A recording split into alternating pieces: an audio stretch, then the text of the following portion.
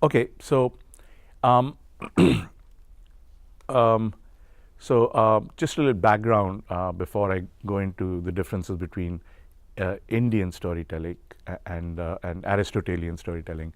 I went to film school in the U.S. And my head was full of Godard, Truffaut,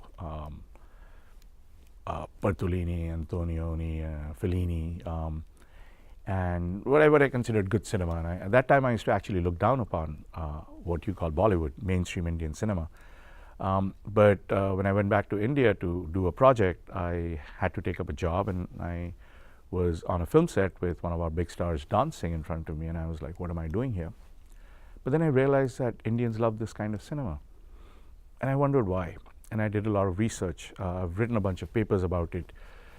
Essentially, I think over tens of thousands of years, the way we've told stories in India is very different from the Aristotelian storytelling. And because the stories have been told like that, we listen to those stories in a different way. It's a way of making meaning, and how you make meaning is who you are. So I'm from a culture, a civilization that is very old, and obviously we make meaning based on our civilization.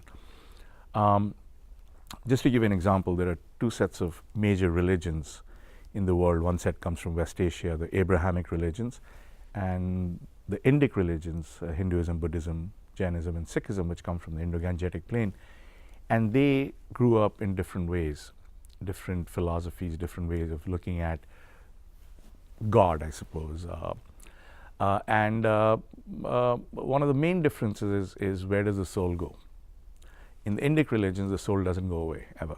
The soul just changes bodies. And there's a concept of rebirth, which I think makes the Indic population a little fatalistic, believing in fate, not worrying about. So logic is second. The search for the truth is more important than finding the truth. So things like that, I think, inform our storytelling.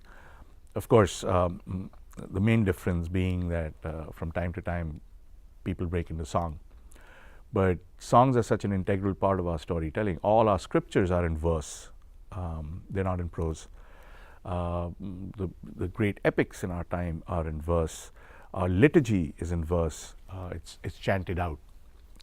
And then we have songs for every season. We have songs for times of day. We have songs for every occasion. We sing when we are born. We sing when we die. So it's natural that our storytelling is intricately associated with music and dance.